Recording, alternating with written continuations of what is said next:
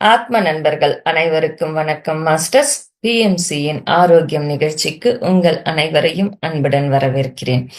இன்னைக்கு நாம ஞாயிற்றுக்கிழமை ஒவ்வொரு வாரமும் கடந்த 2 வாரங்களாக நாகலிங்கம் ஐயா அவர்களிடம் மலர் மருத்துவம் பத்தி நம்ம நிறைய விஷயங்களை தெரிஞ்சுக்கிறோம். அதோட அவருடைய ஞானத்தையும் நமக்கு சேர்த்து கொடுத்துட்டு இருக்காங்க. அதுக்காக நம்ம அவங்கள நன்றி சொல்லி வரவேற்கலாம் மாஸ்டர்ஸ். ஐயா வணக்கங்க ஐயா. ஐயா ரொம்ப நல்லா நீங்க சொல்லிட்டு வந்துட்டு இருக்கீங்க. உங்களுடைய ஸ்பீச் வந்துட்டு எங்களுக்கு எப்படி இருக்குன்னா மலர் மருத்துவம் பிளஸ் தியானத்தோட சேர்ந்த ஸ்பீச்சா இருக்கு. எங்களுக்கு வந்துட்டு ரொம்ப சந்தோஷமா இருக்குங்க ஐயா. ஐயா நீங்க வந்துட்டு போன முறை கர்ப்பப்பை அதை பத்தி எல்லாம் நீங்க சொல்லியிருந்தீங்க. இந்த முறை நான் ஃபர்ஸ்ட் எடுத்த உடனே என்ன கேக்குறேன் அப்படின்னா, உங்களுக்கு நல்லா தெரியும், நீங்க நல்லா சொல்லியிருக்கீங்க எங்களுக்கு எல்லாருக்குமே வந்துட்டு நம்மளுடைய எண்ணங்கள் தான் அப்படின்னு சொல்லிட்டு. காரணம் நம்மளுடைய பிராணவாயுவை குறைக்கிறது நம்மளுடைய எண்ணங்கள் அப்படிங்கிறத நீங்க சொல்லியிருக்கீங்க. ஐயா இப்ப வந்துட்டு நாம சரியாதான் இருப்போம். நம்மள சுத்தி இருக்கிறவங்க வந்துட்டு ஏதோ பொய் சொல்றாங்க இல்ல ஏமாத்துறாங்க அப்படின்றத பார்க்கும்போது நமக்கு கோபம் வருது. ஏன் இப்படி பொய் பேசுறாங்க அப்படின்னு சொல்லிட்டு நமக்குள்ள ஆட்டோமேட்டிக்காவே எரிச்சலோ வெறுப்போ வந்துருது. இது ஒரு எதிர்மறையான எண்ணங்கள் தான், உணர்வுகள் தான் இல்லைங்களா ஐயா? ஆமா ஆமா. அதை எப்படிங்கய்யா நம்ம சரி பண்ணிக்கிறது? இது கூட நம்மளுக்கு நோயை உருவாக்குங்களா? ஆமா ஆமா, உருவாக்கும். ஏன்னா புத்தர்கிட்ட நிறைய பேர் கேக்குறாங்க, உங்களை குறை சொல்லிக்கிட்டே இருக்காங்களே, அவங்களை யாரையும் நீங்கள் கண்டிக்கலையே, எதிர்த்து சொல்லலையே, கோவப்படலையே அப்படின்னு கேக்குறாங்க. அப்ப அவர் சொன்ன வார்த்தை என்னன்னா, நீங்க கொண்டு எனக்கு ஒரு ஆப்பிள் பழம் தாரீங்க, அத டேபிள் மேல வைக்கிறேன், மீட்டிங் முடிச்சோன்னா நான் ஆப்பிள் எடுக்காம போயிட்டா அந்த ஆப்பிள் எனக்கு சொந்தம் இல்லையே, நான் கொடுத்தா தானே எனக்கு சொந்தம். அதே மாதிரி எதிர்மறை எண்ணங்களோட உனக்கு அறிவு இருக்கான்னு ஒருத்தன் கேட்கிறாருன்னு வைங்க, அவருக்கு அறியாமை அவ்வளவுதான் அப்படின்னு போயிட்டா பரவாயில்ல, நீ எப்படி என்னை சொல்லலாம்னா நான் அறிவில்லாதவங்கிறத அக்செப்ட் பண்ணிக்கிறேன்னு அர்த்தம். புரியுதா? என் பேர் நாகலிங்கம், ரோட்ல போயில ஒரு ஆள் நாகலிங்கம்னு கேட்டா நான் திரும்பி பார்க்க போறேன். ராமச்சந்திரன் தெரியாம சொன்னா நம்மளை கூப்பிடுறாங்கன்னு திரும்பி பார்க்க போறது இல்லைல்ல. அப்ப என்னை பார்த்து ஒருத்தன் முட்டாள்னு சொன்னா நான் முட்டாள் என்னன்னா எதுக்காக ஒலி பண்ணணும்? அப்ப அவனுடைய அறியாமையில பேசுறான்னு சொல்லிட்டு அவனை வாழ்த்திட்டு போயிட்டோம்னு வச்சுக்கோங்க, அவனை திருந்துறதுக்குள்ள ஒரு வாய்ப்பை கொடுக்கிறோம் நம்ம. அதை விட்டுட்டு அவன் பேசிட்டான் நம்ம திருப்பி பேச, அவன் 2 பேச, திருப்பி திருப்பி திருப்பி பேச பேச நாமே எதிர்மறை எண்ணங்களை அங்க வளர்த்துக்கிட்டு இருக்கோம். அந்த அந்த மாதிரி ஒரு ஆள் சொல்றாருன்னா அவருடைய அறியாமை அப்படின்னு நினைச்சு நீங்க போகாம அவரோட பேசி பேசி நம்ம அறியாமையே வெளியில காமிச்சுக்கிட்டோம். அத நீங்க ராமகிருஷ்ண பரமஹம்சர் லைஃப்லயும் பார்க்கலாம். அந்த எதிர்மறை எண்ணங்கள் சொல்றவங்களை உள்வாங்கிக்கிறல அவரு, ஐயோ பாவம் அவங்க திருந்தட்டும் அப்படின்னு ஆசீர்வதிச்சுட்டு போகத்தான் அவர் தன்னை சரி பண்ணுவாருங்கிறதுக்காகத்தான் அவர் காலத்துல குறை சொல்லிக்கிட்டே இருக்க ஒரு ஆளை, எதுக்கு இருந்தாலும் இவரை கூட குறை சொல்வாரு, எல்லாரையும் குறை சொல்ற ஆளை அடிபட்டப்ப அவர் அதை பதிய வச்சுக்கறல. அவன் பொல்லாதவன், அவன் கோபக்காரன், அவன் குறை சொல்வான்னு பதிய வச்சுக்கறல. அவர்கிட்ட என்ன குணம் நல்லா இருக்கோ அதை எடுத்துக்கிட்டாரு. அப்ப அவரை பத்தி ரெஃபரன்ஸ் கொடுக்கையில ராமகிருஷ்ண பரமஹம்சர் சொல்றாரு, அந்த எப்பவும் அவர்கிட்ட உள்ள நல்ல குணம் ஒண்ணு நீட்டா ட்ரெஸ் பண்ணி வெள்ளை துணி வெள்ளை சட்டை துவைச்சு போட்டு வருவாரான். எப்பவும் நீட்டா இருப்பாரு, அவரா அடிபட்டுட்டாருன்னு கேட்டாரு. எப்பவும் குறை சொல்லுவாரு, அவரா அடிபட்டுட்டாருன்னு கேட்கல.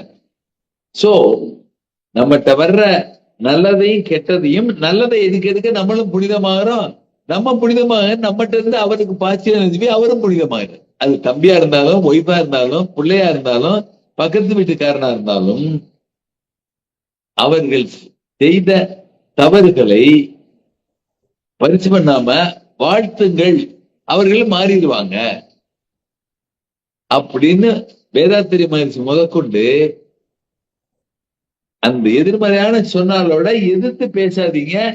சரி நீங்க சொன்னது சரி நான் கேட்டுக்கிறேன்னு வாழ்த்திட்டு போங்க. இல்லைன்னா அந்த ஆர்குமெண்ட்ல ஒரு ஒரு நாசி என்ற நம்ம ஆர்கியூ பண்ண ஆரம்பிச்சோம்னு வைங்க, கடவுளே நம்மளே இழிவுபடுத்துறோம்னு அர்த்தம். அவன் கடைசியில நீ பாத்திருக்கியா அப்படின்னு கேட்டுட்டான்னா கடைசியில அவன் ரைட்டா நம்ம ரைட்டான்னு தெரியாம இருக்கு. அப்படியா இல்லையா சொல்லிட்டு பொண்ணு விட்டுட்டு போயிட்டான் மத்தரனா அவனுக்கு திருந்தக்கூடிய ஒரு வாய்ப்பை கொடுக்கிறோமே ஒழிய நம்ம திருப்பி ஆர்கியூ பண்ண அவன் என்ன கவுண்டர் ஆர்கியூ பண்ணி தன்னுடைய எதிர்மறை எண்ணங்களை வளர்த்துக்கிட்டே வரான். அது பையனா இருந்தாலும் சரி, ஒய்ஃபா இருந்தாலும் சரி, பக்கத்து வீட்டுக்காரனா இருந்தாலும் சரி, நம்ம நண்பனா இருந்தாலும் அவனோட அறியாமையை எடுத்து கூறி நம்ம அறியாமையை வெளியப்படுத்திக்கிட்டு இருக்கோம். அதனால அந்த மாதிரி வர்ற உணர்வுகளை அப்படியே கலந்துட்டு போக போதான் நம்ம மேல் நோக்கி போயிட்டே இருக்கோம். ஒருவேளை அவங்க கிட்ட பேச முடியலன்னா மௌனமா இருந்துடலாம் இல்லைங்களா ஐயா? அதுதான் ரைட்டு, அதுதான் கரெக்ட்.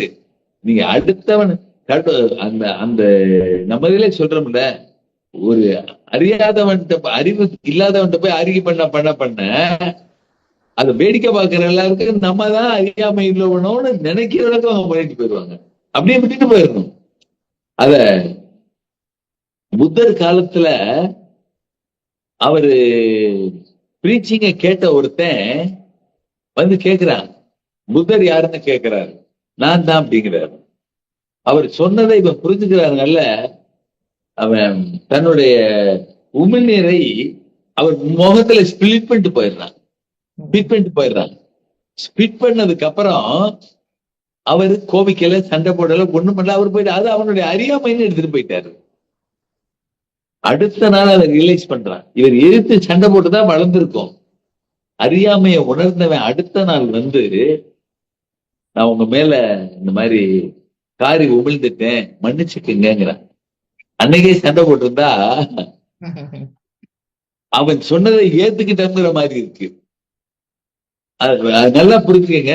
புத்தர் அவனை எதிர்த்து ஒண்ணுமே சொல்லல, போயிட்டாரு. அடுத்த நாள் அவனே வந்து மன்னிப்பு கேட்கிறான். சோ இப்ப இந்த அறியாமையோட இருக்க ஆளுகளை நாம் வாழ்த்திட்டு விட்டோம்னா அவங்க மாறுறதுக்குள்ள வாய்ப்பு கிடைக்குது. எதுக்கு சண்டை போட நாம மலரோடு சேர்ந்த நாரம் மனம் பெறணுமா, இல்ல பண்ணியோட சேர்ந்த கண்ணுமா மாறணுமாங்கிறது அதுக்கு வித்தியாசம். அவர் போய் அறிக்கை பண்ண வேணாம், அவரே புரிஞ்சுக்குவார். அதுக்காகத்தான் எதிர்மறை எண்ணங்களோட வர்றாடுங்கள்ல நீங்க இந்த எதிர்மறை எண்ணத்தை நான் இன்னும் ஒரு அருமையான எக்ஸாம்பிள் சொல்றேன் பாருங்க. வேதாத்திரி மகிழ்ச்சி சொன்ன அருமை, என்கிட்ட உள்ள எந்த கெட்ட பழக்கத்தையும் அடக்க நினைக்க கூடாது, அறிய நினைக்கணுங்கிற வார்த்தை சொல்லியிருக்காரு. இப்ப சீரட்டு குடிக்கிறோம், தப்பான வாழ்க்கையை லஞ்சம் வாங்குறோம், வாங்கக்கூடாது, அதை அடக்கணும்னு நினைக்க அது மோசமா போயிட்டே இருக்கு. அதை ஏன் நான் சேர்த்து குடிக்கிறேன், ஏன் நான் லஞ்சம் வாங்குறேன்னு அறிய முயற்சி பண்ணா தப்புங்கிறத பொறுத்து. அதனாலதான் சூரபத்மனை முருகப்பெருமான் அடக்க நினைக்க வரைக்கும் சூரபத்மன் 1 2 ஆகிறாரு, 2 4 ஆகிறாரு, 4 8 ஆகிறாரு. சூரபத்மனை அறிய நினைச்ச உடனே சேவலாவும் மயிலாவும் மாறி தனக்கு வாகனமா வந்துடுறாரு. சண்டை போட சண்டை வலுத்துக்கிட்டே போகுது. கடவுள் அந்த சூரசம்ஹாரத்திலே இவ்வளவு பெரிய சைன் சொல்லியிருக்கு. அழிக்க நினைக்கிற வரைக்கும் சூரபத்மன் வளர்ந்துகிட்டு இருக்கான். சூரபத்மன் ஏன் இப்படி இருக்கான் பாவம் நினைக்கிறதுக்கு அவன் நல்லவனாரு. இந்த கதை நீங்க நல்லா ஆழமா பதிய வச்சு பாருங்க, அப்பதான் புரியும். புரியுதா? புரியுதுங்க ஐயா, புரியுது. ரொம்ப நல்ல எக்ஸாம்பிள் ஐயா, ரொம்ப நல்லா இருக்கு ஐயா. இப்ப வந்துட்டு இந்த உணர்வுகள், இந்த எண்ணங்கள்ல மலர் மருத்துவம் அப்படிங்கிறது எப்படி வேலை செய்யுதுங்க ஐயா? எண்ணங்களை மாத்துதா, எப்படி வேலை செய்தது? நல்ல கேள்வி. இப்ப கேள்விக்குமே இது ஒரு நல்ல ஆன்சர். எப்போ ஒரு கோபக்காரர்கிட்ட உங்களுடைய நல்ல உணர்வுகளை பதிய வைக்கல, மலர்களின் எண்ணத்தை நம்ம பதிய வைக்கிறோம், அவர் மாறுறாரு. அதான் மலர் மருத்துவம் பண்ணுது. மலர் மருத்துவம் அப்படின்னு எடுத்து பார்த்தோம்னா, இப்ப நம்ம தியானம் பண்றோம். தியானம் பண்ணி நாம் புனிதப்பட்டு விட்டோமா அப்படின்னா, தியானத்தின் பிரைம் இம்பார்ட்டன்ஸ் என்னன்னா, நான் இன்னைக்கு பேசுறேன், இன்னைக்கு கோபமா பேசுறேன், இன்னைக்கு வேற ஏதோ ஒரு தப்பான ஆக்டிவிட்டி பண்றேன் அல்லது ஓவர் ஸ்ட்ரெயின் பண்றேன், இதனால இழந்த சக்தியை எல்லாம் திரும்பி பெற முடியுமே ஒழிய என்னுடைய டீப் சோல்ல உட்கார்ந்து இருக்க கர்மாவை அழிக்க முடியாது. அவ்வளவு ஈஸியா அழிக்க முடியாது. அழிக்க முடியாதுன்னு சொல்லல. அதுக்கு தான் விபாசனான் இருக்கு, அதுக்கு தான் பல மெடிடேஷன் இருக்கு, அது ஜென் மெடிடேஷன் நிறைய போக போகத்தான்.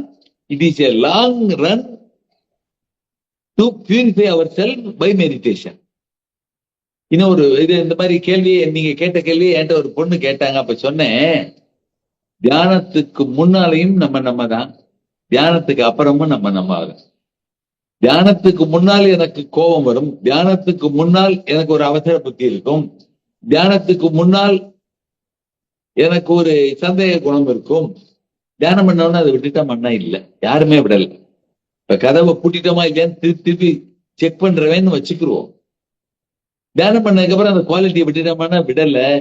புத்தர்ல ஆரம்பிச்சு அத்தனை பேரும், புத்தர் தியானத்துக்கு முன்னாடி உலகம் இப்படி கெட்டு போயிட்டு இருக்கேன்னு நினைச்சுதான் பிறப்பிட்டாரு. புத்தர் தியானம் பண்ணதுக்கு அப்புறம் உலகத்தை திருத்தணும்னு ஆசைப்பட்டாரு, வெளியே திருத்த முடியாதுன்னு நினைச்சாரா, திருப்பி போதிக்கிறாரு பாருங்க. புத்தர் தியானத்துக்கு முன்னாடியும் உலகத்தை திருத்தணும்னு ஆசைப்பட்டாரு, தியானத்துக்கு அப்புறம் உலகம் திருந்துறதுக்கு கஷ்டப்படணும்னு விட்டுட்டு போயிட்டாரு. அதனால ஊரா போய் தியானம் பண்ணுங்கன்னு சொன்னாரு. இதே தியானத்தை இன்னொரு ஆள் சொல்றேன். பின்லேடன்கிறவரு ஒரு நாளைக்கு 5 தடவை தொழுகிறார். டீப் அவங்க அந்த நார்த்தன் கல்ச்சர்ல உள்ளவங்க எல்லாம் அந்த தொழுகைங்கிறத மஸ்ட்னு வச்சிருக்காங்க. அதுல அவன்லாம் ரொம்ப டீப்பா தொழுகிறவன். ஒரு அறியாமையில ஒரு தவற காலி பண்ணி பல ஆயிரக்கணக்கான ஆள் கொன்னமே, அது பாவமேன்னு அடுத்த மெடிடேஷன்ல உணரல இல்ல. அதுல செஞ்ச பாவத்துல வந்த பாவ பதிவுகளை தியானம் பண்ணிட்டு அடுத்த மறுபடியும் அதை ஆரம்பிச்சிடறான். தியானத்துக்கு முன்னாலே பின்லேடன் எந்த அழிவை செய்யலாம் தேடினாரு, தியானத்துக்கு அப்புறமா அதுதான் தெரியாரு. அவர் மாறலை, தியானத்தால் மாற முடியாதுங்கிறது ரொம்ப ஆழமான தியானத்துக்கு முடியும். நான் எல்லாரும் நம்ம தப்பா எடுத்துக்கு விட்டுறாதீங்க. இப்ப நம்மளே நிறைய பேர் தியானம் பண்றோம்ல.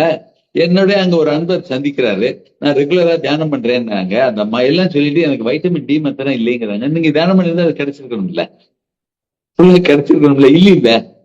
அப்ப தியானத்துக்கு முன்னாலேயும் நாகலிங்கத்தின் பிறவி குணம் சோம்பேறித்தனம்னா சோம்பேறித்தனம் தான், அவசர புத்தினா அவசர புத்தி தான், கோபக்காரனா கோபக்காரன் தான். கோபப்பட்ட நம்மதுல 6 தடவை பூஜையும் முஸ்லிம்கள் 5 தடவை தொழுகையும் எதுக்காகன்னா, காலையில 5 மணிக்கு எந்திரிச்சு முத நாள் நான் என்னுடைய டாக்ஸிக் இதப்புறம் நிறுத்துறேன். அந்த தியானத்துக்கு அப்புறமும் மறுபடியும் என்னுடைய ஆக்டிவிட்டிக்கு போயிடுறேன், மறுபடியும் எனர்ஜியை ட்ரெயின் பண்றேன், மறுபடியும் சார்ஜ் பண்றேன். இந்த சார்ஜிங் டிஸ்சார்ஜிங் சைக்கிள் பேட்டரியில எப்படி நடக்குதோ அதுதான் தியானம். ஆனால் அது இப்ப இன்னொரு உதாரணம் சொல்றேன். இப்ப நம்மளே 7 கிரகத்தை பத்தி தியானம் பண்றோம்னு சொல்றோம். பிரமிடுக்குள்ளேயும் நவ கிரகங்களுடைய இது வருதுங்கிறதுக்காகத்தான் 9 கோளும் ஒன்றாய்க்கான பிள்ளையார்பட்டிக்கு வாருங்கள் பாட்டு பாடுறேன். சோ பிள்ளையார்பட்டி விநாயகர், இப்ப நான் முதல்ல சொன்னேன்ல, ஒவ்வொரு பிரமிடுக்கும் ஒவ்வொரு வைப்ரேஷன் இருக்கும்னு. ஒவ்வொரு விநாயகர் சிலைக்கும் அதோடைய ஸ்ட்ரக்சரல் வேற வேற ஃப்ரீக்வன்சி வரும். நான் கற்ப விநாயகர் கோயிலுக்கு போயிட்டு வந்தா எனக்கு உடனே வியாபாரம் தெரிஞ்சிச்சுன்னு சொல்லுவாரு. எல்லாரும் போனா நடக்குமான்னு தெரியாது. அவருள்ள தெருமுனையில பிள்ளையார் கோயில் தான் அதோட வைப்ரேஷன் மேட்ச் ஆயிருந்தா அவருக்குள்ள மாற்றங்கள் வரும். அப்ப அந்தந்த சேஞ்சஸ், நவ கோள்களையும் தியானம் பண்ணுவது நம்ம மெடிடேஷன். அப்ப இந்த நவ கோள்களுக்கு உள்ள நம்மளுடைய எண்டோக்ரைன் கிளான்ஸ் அதுகளை மத்தரம் பிரிப்பி பண்ற வேலையை இந்த தியானத்துல பண்ணலாம். இந்த நவ கோள்களும் உள்ள சூரிய குடும்பத்துக்கு பேரு அண்டம் அல்லது யூனிவர்ஸ். இந்த மாதிரி பல சூரிய குடும்பங்கள் இருக்கு. இந்த பல சூரிய குடும்பங்கள் சேர்ந்ததுக்கு பேரு பேரண்டம் அல்லது கேலக்சி. இந்த 9 கிரகத்தை மாத்திரம் தான் தெரியும். இதை தாண்டி உள்ள கிரகத்தை நமக்கு தெரியாதுங்கிறதுனால அதுகளை ஏங்கி நமக்கு தியானம் இருக்கு தெரியாது, மெடிடேட் பண்ண தெரியாது. தெரிஞ்சதுதானே சொல்ல முடியும். எனக்கு ஒரு ஊருக்கு ஒரு வழி கேட்டா அந்த ஊர்ல நான் இருந்திருந்தா இந்த தெருல இருக்கு, தெரியாத ஊருக்கு நான் எப்படி கமெண்ட் அடிக்கிறது? அதே மாதிரி தெரியாத கேலக்சியில இருந்து எனக்கு ரிசீவ் பண்ண தெரியாது.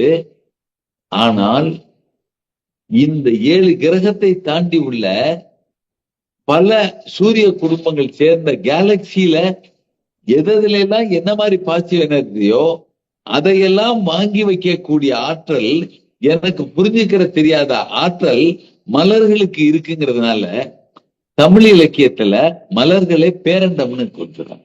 அதான் கேலக்சி. சோ மலர்கள் அதை வாங்கி வச்சிருக்கனால என்னுடைய உடம்புல உள்ள டாக்ஸிக், என்னுடைய செல்லுல உள்ள எதிர்மறை எண்ணங்கள் என்னன்னு தெரிஞ்சு டாக்டர் பாச்சு அதுக்குள்ள நேர்மறை ஆற்றலை கொடுக்கக்கூடிய மலரை எடுத்து கொடுத்திருக்காரு. அதை சாப்பிட்டோம்னா நம்ம வேகமா அந்த மருத்துவம்னா அந்த வைப்ரேஷனை எனக்கு கிளீன் பண்ணுங்கிறதுனால இந்த தியான முறைகளுக்கு மேல போய் நானே நிறைய பேர் கேட்டுப்பாங்க, இந்த மலர் மருத்துவம் சாப்பிட்டா தான் தீர்வாமா, தியானம் பண்ணாலும் ஆயிருமான்னு. தியானம் பண்ணா நீங்க மெயின்டைன் பண்ண முடியும். மலர் மருத்துவம் சாப்பிட்டா இப்ப என்னுடைய அண்ணன் பண்ண ஒரு தடவை ஒரு மருந்து கொடுக்கிறேன் அவங்களுக்காக. அவங்க எனக்கு கொடுத்த ஒரு பாசிட்டிவ் அப்ரோச் என்ன தெரியுமா? சித்தப்பா, நீங்க கொடுத்த மருந்து என்னுடைய வியாதியை கண்ட்ரோல் பண்ணிச்சு, கியூர் ஆகல. ஏன்னா அவங்களுடைய கான்ஸ்டிடியூஷன் ரெமடி போகல. என் மருந்து கியூர் பண்ணது, மருந்து சாப்பிட்ட 4 நாள் கழிச்சு மறுபடியும் வருது. இந்த அவங்க ஒரு ஹோமியோ டாக்டர். இந்த வெரி சேம் வேர்டு எனக்கு ரொம்ப ஆழமா போய் வார்த்தையே பாருங்க. உங்களுடைய மருந்து எனக்கு கண்ட்ரோல் பண்ணுது, கியூர் பண்ணல. சோ ஒரு பிரமிடுக்குள்ள உட்கார்ந்து தியானம் பண்றது கண்ட்ரோல் பண்ணும், எலிமினேட் பண்ணாது. மலர் மருத்துவம் கரெக்ட் மெடிசின் ஆகியிருந்தால் முழுமையாக குணப்படுச்சு. அதான் ஹோலிஸ்டிக் ட்ரீட்மெண்ட்ங்கிறது டாக்டர் ஹனிமனுடைய வார்த்தை. இப்ப புரிஞ்சிருக்கும்னு நினைக்கிறேன். ஏன் மலர் மருத்துவம் எங்க அண்ணன் பொண்ணு சொன்ன உதாரணம் உங்களுக்கு புரியுதா? எஸ் ஐயா, கண்டிப்பா புரியுது.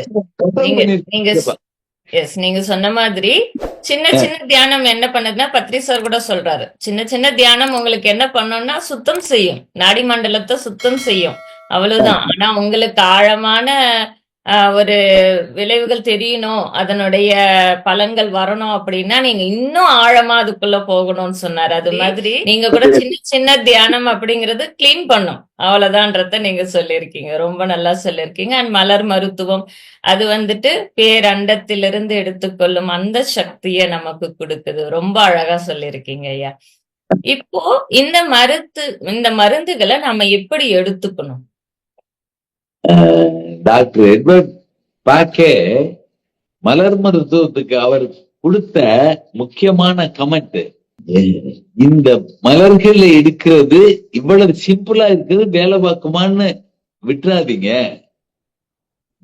Don't deter because of it simplicity. இவ்வளவுதானே, இத பூவை போட்டு வச்சதுல வந்துட போகுதுன்னு நினைச்சிடாதீங்க. ஆனால் அது மிக பரமா வேலை பார்க்கும்னு அவர் உணர்ந்ததை எப்படி புத்தர் போதிச்சாரோ அப்படி இவர் போதிக்கிறாரு. இதோட சிம்பிளிசிட்டியை வச்சு நீங்க தப்பா நினைச்சிடாதீங்க, இவ்வளவுதானா நினைச்சிடாதீங்க, அவ்வளவு பவர்ஃபுல்லா வேலை பார்க்கும்னு சொல்லிட்டாரு. அடுத்த பாயிண்ட், இந்த மலர்களில் இருந்து எடுக்கப்பட்டது மிக மிக மிக மிக குறைஞ்ச அளவுல அதோடைய பாசிட்டிவ் எனர்ஜி சேர்க்கறதுனால, நானோ டெக்னாலஜி நானோ லெவல்ல இருக்கிறதுனால அந்த மருந்தை தப்பா சாப்பிட்டாலும் அது கெடுதல் பண்ண போனதில்லை. உங்களுக்கு வேலை வேணா பார்த்திருக்காது. இப்ப நீங்க மித்த மருந்தெல்லாம் சித்த வைத்தியமோ ஆயுர்வேதமோ அலோபதி மருந்தோ ஒரு நாளைக்கு 1 மாத்திரை போடுன்னு சொல்லுவாங்க, கொஞ்ச நாள் கழிச்சு அதை அரையாக்குமாங்க. ஒன்னா போட்டோம்னா தப்பு. You are exceeding the toxic limit. Whether it is a medicine, even if it is a suitable medicine, it should not exceed the toxic limit. ஒரு உதாரணம் சொல்றேன், கடுக்காய் சாப்பிட்டா கான்ஸ்டிபேஷன் போயிருங்கிறோம். அதனால கடுக்காய் காலையில் ஒருக்கா மத்தியானம் ஒருக்கா சாயங்காலம் சாப்பிட்டோம்னா இந்த டோட்டல் கண்ட்ரோல் இல்லாம எப்ப பார்த்தாலும் போயிட்டே இருக்கும். You are exceeding the toxic limit. But அதையே நானாவா கொடுத்தீங்கன்னா எத்தனை தடவை சாப்பிட்டாலும் தப்பு இல்லை. அதனால மலர் மருத்துவத்தோட முக்கியத்துவமே அது எவ்வளவு தடவை சாப்பிட்டாலும் கெடுதல் பண்ண போறதில்லை. ஏன்னா அதுல உள்ள எனர்ஜி உங்க பாடியை கம்பேர் பண்ணல நானோவா இருக்கு. நம்ம இதுல சொல்றோம்ல, அளவுக்கு மிஞ்சினால் அமிர்தமும் நஞ்சுங்கிறோம். அந்த அமிர்தத்தை எக்ஸிட் போய் உட்கார்ந்து இருக்க மலர் நானோவா உட்கார்ந்து இருக்கனால. மூணாவது பாயிண்ட், அந்த மலர் மருத்துவத்துல ஒண்ணு சிம்பிளா எடுக்கிறோம் தப்பா நினைச்சிடாதீங்கிறாரு. ரெண்டாவது, எவ்வளவு எடுத்தாலும் அது உங்களுக்கு சூட் ஆகலைனாலும் கெடுதல் பண்ண போறது இல்லைன்ட்டாரு. மித்த மருத்துவத்துல அளவுக்கு எக்ஸீட் ஆச்சுன்னா தப்புங்கிறதுக்கு ஒரு விஷயம் சொல்றேன், ரொம்ப முக்கியமான விஷயம். எல்லாரும் இதுல இந்த கான்டாக்ட்ல சொல்லிடுறேன். என்னுடைய நண்பர் ஒரு இன்ஜினியர், அவருக்கு சுகர். அவரு ஒரு டாக்டர்கிட்ட போய் கேட்டிருக்காரு. அவரு ஒரு 500 mg போடுங்க ஒரு பர்டிகுலர் மருந்துன்னு கொடுத்துட்டாரு.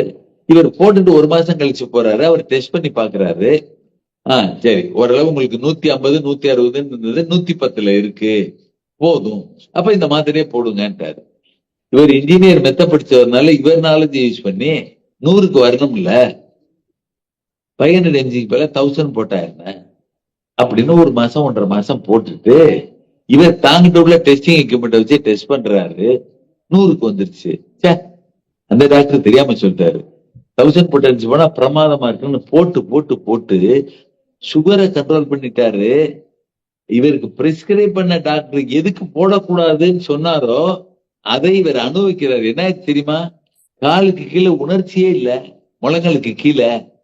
இந்த டாக்ஸின் லிமிட் எக்ஸீட் ஆன உடனே சுகர்னால வந்த பாதிப்பை விட சுகருக்காக எடுத்த மருந்துடைய பாதிப்பு அதிகமாகி, அவர் என்கிட்ட ஒரு நாள், என் நண்பர் தான், என்ன சொல்றாரு தெரியுமா, எங்கேயாவது ஆணி குத்துனா ரோட்ல போகையில காலுக்குள்ள குத்தி இந்த பக்கம் வெளியே வந்துரும், எனக்கு வலியே தெரியாது.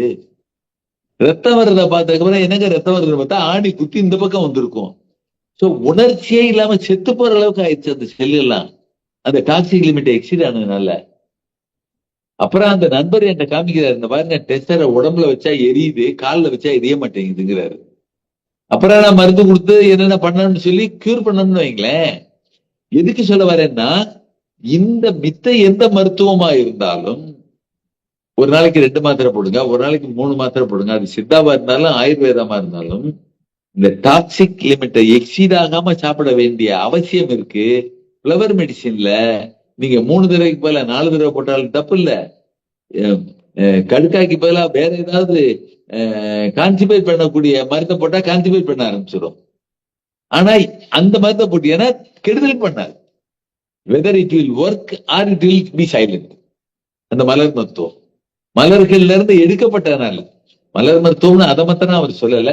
Any medicine when the extraction is nano, இந்த உடம்போட வைப்ரேஷனுக்கு சூட்டபிளா இருக்கிறதுனால கெடுதலே பண்ணாது. எல்கேஜி படிச்ச புள்ள பிறந்த அன்னைக்கு உள்ள குழந்தைக்கு கொடுத்தாலும் தப்பு இல்லை. அதனால மலர் மருத்துவம் மித்த எல்லாத்துக்கும் மேல நிக்கிறதுக்கு இதான் காரணம். இப்ப வேற வேற சிஸ்டத்துல நீங்க அரைச்சு அதோட கான்சன்ட்ரேஷனை கூட்டிக்கிட்டுலாம் பண்றீங்க. மலர் எவ்வளவு இறங்குதோ அந்த அளவோட போதுங்கிற.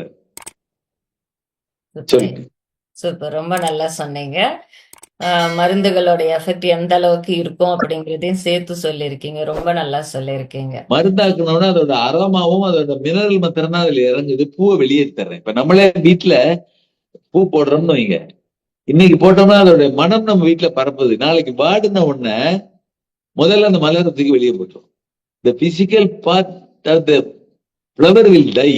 The spiritual part of the flower will not die. நம்மளே சொல்றோம்ல, நம்ம உடம்புல உள்ள உயிர் மெய், உடம்பு பொய். உடம்பு அழிஞ்சு போயிடும், உயிர் வாழ்ந்துகிட்டே இருக்கும்ல.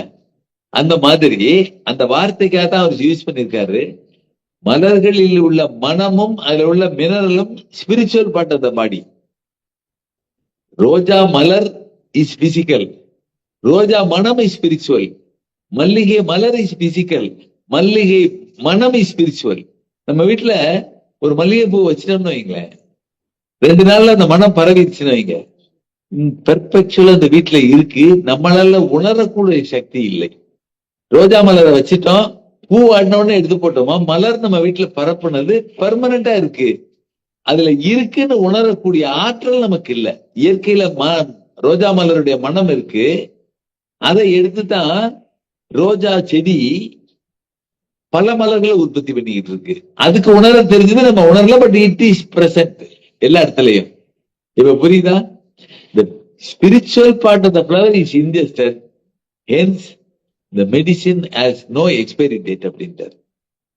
சூப்பர் ஐயா, சூப்பர். ஸ்பிரிச்சுவல் பார்ட் அப்படிங்கறது நீங்க மலர்ல சொல்லியிருக்கீங்க. உண்மையிலேயே ஆன்மீகம் அப்படின்னா என்னங்க ஐயா? ஆன்மீகம்ங்கிறது ஆன்மாவை தெரிஞ்சுக்கிறது தான். ஆன்மாவை பற்றி உணர போற பாதை ஆன்மீகம்.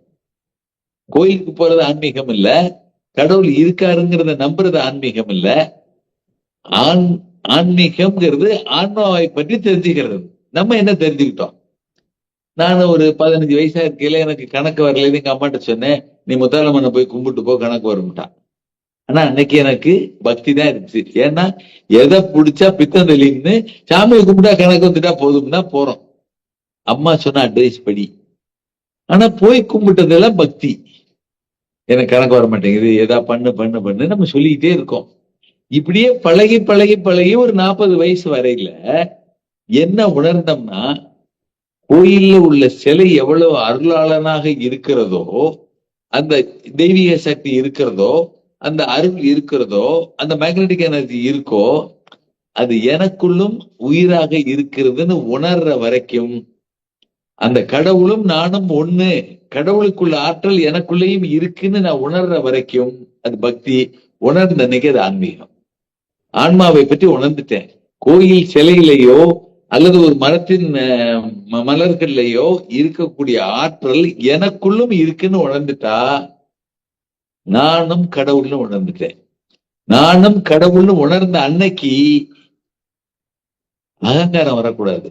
என்னை மாதிரியே உள்ள எதிர் வீட்டுக்காரர் கடவுள், ஏன்னா அவருக்குள்ளே உயிர் இருக்கு. அதனாலதான் பைபிள்ல தன்னை போலேயே ஆடு மாடுகளே நேசித்தார்னு அந்த பாட்டுல கேட்டீங்கன்னா தெரியும். நானும் அந்த ஆடும் ஒண்ணுன்னு உணர்ந்தாரு, நாயும் ஒண்ணுன்னு உணர்ந்தாரு. அதை உணர்ந்த ஜெயின துறவி எறும்பும் ஒண்ணுன்னு உணர்ந்து அதை கொல்லக்கூடாது, அதுவும் உயிர் உள்ளது, மயில் தொகையை வச்சு நடங்கினார். இவ்வளவு டீப்பா போறதுக்கு பேருதான் ஆன்மீகம். ஆன்மாவை உணராத வரைக்கும் நமது பக்தி குருடர்களா சேர்ந்து யானை தரவன மாதிரிதான். குருடர்கள் போய் யானையை பார்த்துட்டு வாங்கன்னா 4 பேர் போய், ஒருத்தர் யானை சுவர் மாதிரி இருக்குங்கிறாரு, இன்னொருத்தர் யானை உலக்கு மாதிரி இருக்குங்கிறாரு, காலை பார்த்துட்டு முறை மாதிரி இருக்குங்கிறாரு. ஆனா மொத்த யானையும் அவர் யாரும் பார்க்கல, அவங்க குருடர்கள்ங்கிறதுனால. சோ கடவுள் பக்தி நாளாக நானும் கடவுள், எனக்குள்ள உள்ள உயிரும் கடவுள்னு உணர்ந்துட்டா மாத்திரம்தான் ஆன்மீகம். அது வரைக்கும் பக்தி. ஆன்மாவை உணர்ந்து ஆன்மீகம். நான் என்னைக்கு உணர்ந்த அடுத்த நிமிஷத்துல எங்க வேலை பார்க்கிற வேலைக்காரமாவும் கடவுள், ஏன் அவளை சத்தம் போடுறோம்? கோயில்ல பிச்சை எடுக்கிறாள், நம்ம செருப்பு மேல உட்கார்ந்து இருந்தா சாமியை கும்பிட்டு வெளியே வந்தோடனே உனக்கு அறிவு இருக்கான்னு ஏன் கேட்கிறோம்? அவன் கடவுள் இல்ல, நம்ம செருப்பு மேல உட்கார்ந்து இருக்காருங்கிறதுக்காக நீங்க கடவுளை கோயில்ல மாத்திரம் பாக்குறிய. ஜீசஸ் ஆட்லையும் மாட்டிலையும் சிறுவர்களை என்னிடம் அனுப்புங்கள், அவர்களால் நான் எனர்ஜிஸ் ஆகிறேங்கிறார். சின்ன பிள்ளைகளை கூடி வச்சுக்கிறது தான் ஆன்மீகம்ங்கிறாரு. ஏன்னா அதுகளுக்கு இன்னும் எந்த ஒரு பொறாமை உணர்வு, கோப உணர்வு, கவலை உணர்வு வராதனால குழந்தைகள் தெய்வத்துக்கு சமம்ங்கிறத குழந்தையும் தெய்வமும் ஒண்ணுட்டாங்க. இந்த குழந்தையும் தெய்வமும் ஒண்ணுங்கிறதுக்கு ஒரு முக்கியமான பாயிண்ட் சொல்றேன். ஒரு குழந்தை பிறந்ததுக்கு அப்புறம் அதுக்கு எந்த கெட்ட எண்ணமும் இல்லைங்கிறதுனால எப்படி தெய்வம் நமக்கு அருளை கொடுக்குதோ அப்படி இந்த குழந்தை கொடுக்கறதுனாலதான் நம்ம ஆபீஸ்ல இருந்து வந்த டென்ஷன் ஒரு குழந்தைய தூக்கி கொஞ்சம் ஒண்ணு அதை தூக்கி கையில வச்சிருந்தா போதும், அடுத்தது நமக்கு எனர்ஜி வந்துருது. அந்த பாசிட்டிவ் எனர்ஜி அதுக்கு இருக்கு. நாள் ஆக ஆக ஆக நமக்குள்ள பொறாமை, நமக்குள்ள பேராசையில கொஞ்சம் கொஞ்சமா நம்மளுடைய ஸ்பிரிச்சுவல் எனர்ஜி டிப்ளீட் ஆகிட்டே இருக்கு. அந்த குழந்தைக்கு அது இல்லை. அதனாலதான் குழந்தையும் தெய்வமும் ஒன்றுன்னு சொல்லியிருக்காங்க. அதை உணர்ந்ததுனாலதான் பைபிள்ல அவர் அந்த அந்த வார்த்தையை எழுதுறாரு, சிறுவர்களோடு என்னை இருக்க விடுங்க, அதுதான் எனக்கு தெய்வத்தோட இருக்க மாதிரி அப்படிங்கிற வசனத்தை நீங்க அந்த பாட்டுல வரியில பார்க்கலாம். சூப்பர் ஐயா, சூப்பர். ரொம்ப நல்லா சொன்னீங்க. ஆன்மீகம்னா என்ன அப்படிங்கிறத வந்துட்டு, ரொம்ப ரொம்ப அருமையா இருந்தது. ஐயா, நீங்க இப்போ எப்படி இந்த மலர்ல இருந்து, பேரண்டத்துல இருந்து அது எப்படி தன்னுடைய எனர்ஜிய எடுத்துட்டு, இங்க அதனுடைய நறுமணத்தை எப்படி நீங்க மலர் மருத்துவத்துல குடுக்குறீங்களோ, அதுபோல நம்பள பத்தி நாம்ப அந்த பேரண்டத்தோட, அந்த கடவுளோட இணைந்தவர்கள் அப்படின்னு நினைக்கும்போது, நம்மளுடைய சக்திகள் வெளிப்படுது. கட்டாயமா, கட்டாயம். எஸ். ஆமா. அது கண்டிப்பா. நாம யாரு அப்படிங்கிறத நாம கண்டிப்பா தெரிஞ்சுக்கணும். ஆமா.